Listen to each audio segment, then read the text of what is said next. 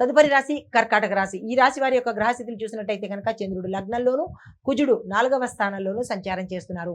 వీరి యొక్క ఫలితాలు ఉత్సాహంగాను, ధైర్యంగాను ఈ రోజు మీకు ఉండబోతోంది. కొత్త పనులు మొదలు పెడతారు. వ్యాపారంలో శుభము, దంపతులకు సంతోషము. చిన్న చిన్న విభేదాలు వచ్చినప్పటికీ అవి సర్దుబాటు అయిపోతాయి కాబట్టి పెద్దగా మీరు మనసుకు తీసుకోవాల్సిన అవసరం లేదు. మీకు చెప్పదగిన పరిహారము దుర్గా అమ్మవారికి నెయ్యి దీపం వెలిగించడంతో పాటు అమ్మవారి యొక్క మంత్రాన్ని ఓం దుమ్ దుర్గాయ నమః అనే మంత్రాన్ని 108 సార్లు దంపతులిద్దరూ కలిసి చదువుకున్నట్టయితే కనుక మంచి ఫలితాలు పొందుతారు. తదుపరి రాశి సింహరాశి. ఈ రాశి వారికి చంద్రుడు 12వ స్థానంలోను, శుక్రుడు లగ్నంలోను సంచారం చేస్తున్నారు. ఈ యొక్క ఫలితాలు ఖర్చులు ఎక్కువ అవుతాయి. అనుకోని ప్రయాణాలు మీకు వచ్చే అవకాశం కనబడుతోంది.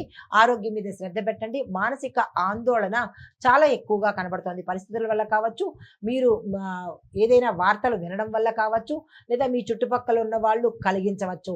ఏదైనా సరే మానసిక ఆందోళనకి గురయ్యే అవకాశం కనబడుతోంది. ఓర్పుతో వ్యవహరించే ప్రయత్నం చేసుకోండి. మీకు చెప్పదగిన పరిహారము ఈరోజు ఉదయమే ఆదిత్య హృదయాన్ని తప్పనిసరిగా పారాయణ చేయండి. మాకు నోరు తిరగదు అనుకున్న వాళ్ళు ఒకసారైనా వినే ప్రయత్నం చేసుకోండి. తదుపరి రాశి కన్యా రాశి. ఈ రాశి వారికి చంద్రుడు 11వ స్థానంలోను, బుధుడు లగ్నంలోను సంచారం చేస్తున్నారు. సంచార ఫలితాలు ఈ రోజు మీకు అత్యంత లాభదాయకమైన రోజు. స్నేహితుల సహాయ సహకారాలు అందుబాటులోకి వస్తాయి. కొత్త ఒప్పందాలు, వ్యాపార ఒప్పందాలు లాభాన్ని తెచ్చిపెడతాయి. ఉద్యోగంలో గుర్తింపు, కుటుంబంలో సంతోషం కలగబోతోంది.